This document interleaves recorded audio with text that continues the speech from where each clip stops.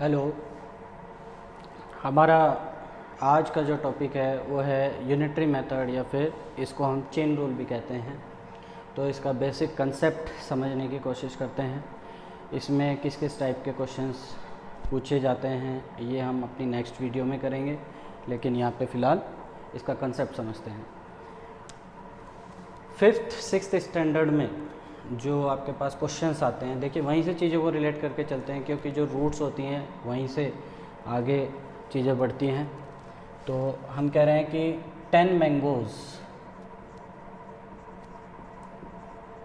Cost ₹20, what is the cost of 6 mangoes. ऐसे questions आपसे छोटी क्लासेस में पूछे जाते थे 5th 6th स्टैंडर्ड में, लेकिन ये क्वेश्चंस एग्ज़ाम में नहीं आते, बट हम कंसेप्ट को समझने की कोशिश कर रहे हैं। एग्जांपल से समझेंगे तो ज़्यादा अच्छे से समझ आएगा। इसमें हम क्या करते हैं, सबसे पहले हम एक आम की कीमत निकालते हैं। क्या होगा? 20/10 दैट इज़ ₹2। एक आम मतलब क्या हुआ? एक मीन सिंगल यूनिट, और इसी से ये मेथड बना है यूनिटरी मेथड। तो यहाँ पे आपको कुछ चीज़ें दी जाती थी, उनका किसी चीज़ से दूसरी चीज़ से रिलेशन दिया जाता था। उसका पहले आपने एक यूनिट का वैल्यू निकालनी है और फर्दर जितने का पूछा गया है उससे मल्टीप्लाई कर देना है। तो हमारा यहाँ पे आंसर क्या हो जाएगा? एक यूनिट, एक मैंगो की कीमत है ₹2, तो 6 मैंगोज़ की क्या हो जाएगी? 6 × 2 दैट इज़ ₹12। तो इस मेथड को कहते थे यूनिटरी मेथड। लेकिन नाम तो इसका आज भी यूनिटरी मेथड है, बट इस टाइप के क्वेश्चंस हमारे एग्ज़ाम में नहीं आते। हमारे पास जो क्वेश्चंस आते हैं वो किसके आते हैं? बेसिकली चेन रूल के आते हैं। तो हमें इस पे ध्यान देना है। चेन रूल को स्टार्ट करने के लिए देखिए, सबसे पहले आपको दो चीज़ें ध्यान रखनी है। रिलेशंस, पहला जो रिलेशन होगा वो कैसा होगा? Direct relation. डायरेक्ट रिलेशन आपने देखना है रिलेशन डायरेक्ट है या इनडायरेक्ट है। तो पहला डायरेक्ट रिलेशन, दूसरा होगा आपका इनडायरेक्ट रिलेशन।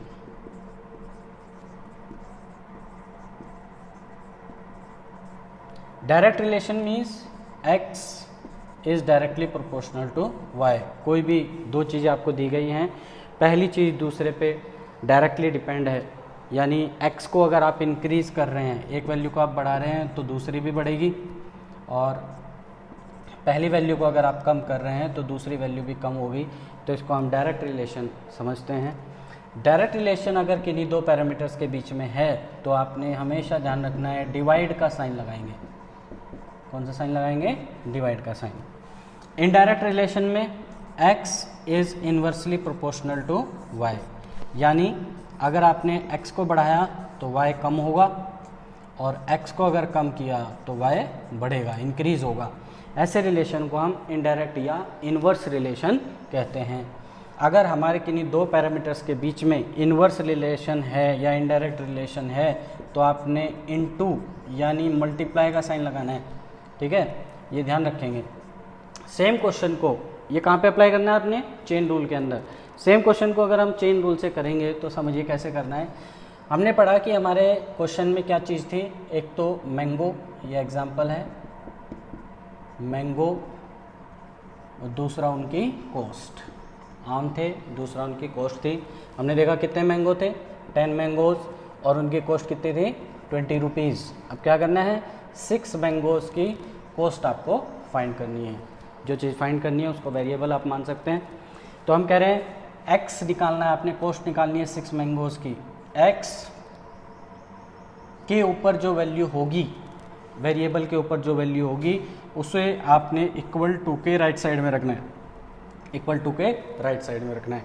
और फिर जो दूसरे अन्य पैरामीटर्स हैं उनका रिलेशन निकालना है उसी पैरामीटर के साथ जो चीज़ आपको फाइंड करनी है। जैसे दूसरा पैरामीटर क्या था यहाँ पे? मैंगो। तो मैंगो का रिलेशन निकालना है कॉस्ट के साथ। बेसिक सीधा सा आपके दिमाग में जैसे बात आती है डेली लाइफ में जो होता है कि भाई अगर आप ज़्यादा आम खरीदेंगे तो उनकी कॉस्टिंग भी ज़्यादा होगी, आपको ज़्यादा पैसे पे करने पड़ेंगे, और अगर आप कम आम खरीद रहे हैं तो उनके लिए पैसे भी आपको कम पे करने पड़ेंगे। ज़्यादा आम तो ज़्यादा पैसे, कम आम तो कम पैसे। तो रिलेशन कैसा हुआ? डायरेक्ट रिलेशन हुआ, क्योंकि एक चीज़ को बढ़ा रहे हैं तो दूसरी चीज़ भी बढ़ रही है, एक को कम कर रहे हैं तो दूसरी भी कम हो रही है।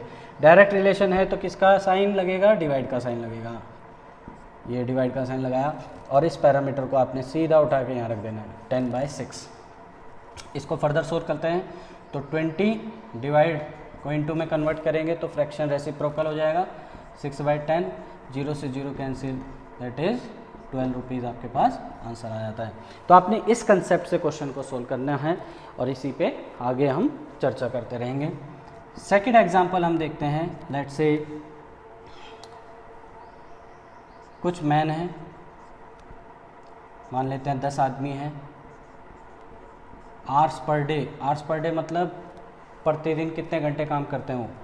10 मैन हैं, 5 आवर्स पर डे काम करते हैं और 10 दिन में किसी एक काम को ख़त्म कर देते हैं। ये क्वेश्चन में ध्यान रखना जरूरी है कि हमारे पास पैरामीटर्स क्या हैं। सबसे पहले उन पैरामीटर्स को मेंशन करेंगे। हमने क्या पैरामीटर्स माने अपने क्वेश्चन में? Man, hours per day, days और वर्क। 10 आदमी रोजाना 5 घंटे काम करके किसी काम को मतलब वो कंप्लीट है। कंप्लीट मीन्स यूनिट 100%, 100% मीन्स 1, तो 10 दिन में पूरा कर देते हैं। अब पूछा गया है कि कितने आदमी रोजाना 10 घंटे काम करके 2 दिन में पहले से डबल काम खत्म कर देंगे। पहले जितना काम था उससे अब डबल काम हो गया। तो इस चीज़ों को ध्यान में रखना है। इसको सॉल्व करते हैं किस तरीके से।